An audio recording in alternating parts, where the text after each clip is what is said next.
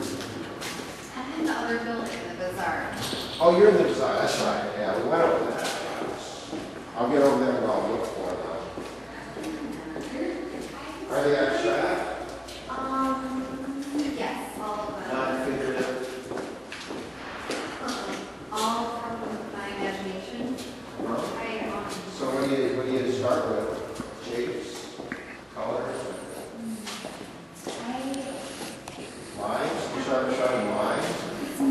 It's mostly color, and I come up with a sketch, like I'll, I don't know, I just get these inspirations from journaling or, Yeah, so people in my life will throw an idea out. Like, one of my favorite stories, like I have this whole series, it's human body based, and they're influenced by the people in my life.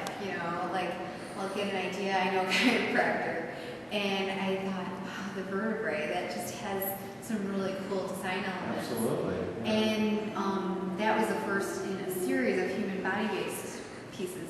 Okay. So I get the design from that, and because I was inactive for so long, that kind of gave me inspiration. I just abstracted it with colors and all this vibrance, and it was a friend of mine who got me back into painting, so I did that, kind of with his influence. And then, so people started throwing out like, oh yeah, you should try this, and the pelvis is kind of cool, and I'd like to see what you do with the heart, and just like you said with your work, how your early ones are flat. The same thing happened with me. Like the vertebrae, it's very flat, and it's just about the color and the line quality. But then my later works, for the human body-based ones, they have a more three-dimensional roundness feel. to them. Yeah, and then so that's the core of my work. But then I'll be in the process of painting some of those, and then I'll get an idea for something totally from imagination. And then, the rest is just play, fun, from the heart.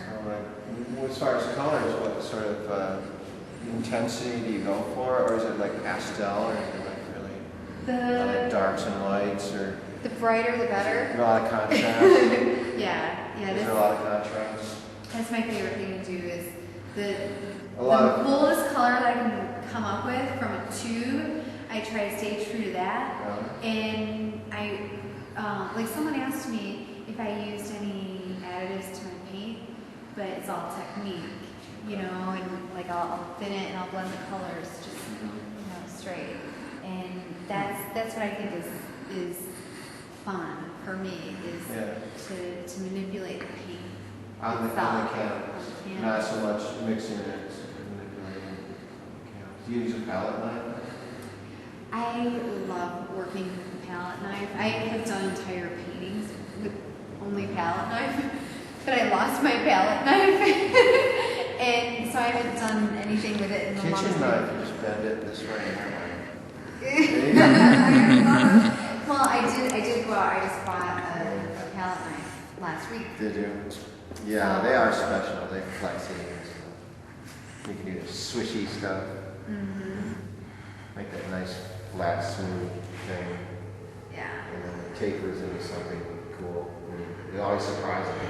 The palette knife's a surprise, right? It is, and I love the expressive stuff. Where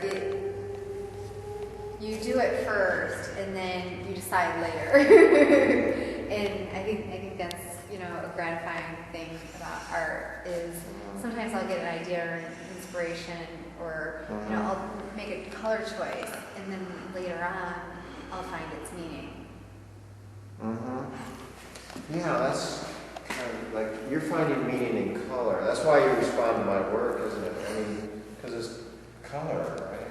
Pieces of color. It's very vibrant and very animated, and it's very alive and vibrant. And we were at another show earlier tonight, and I could pick them out. Like the ones that are like there are pieces of artwork that seem happy to me,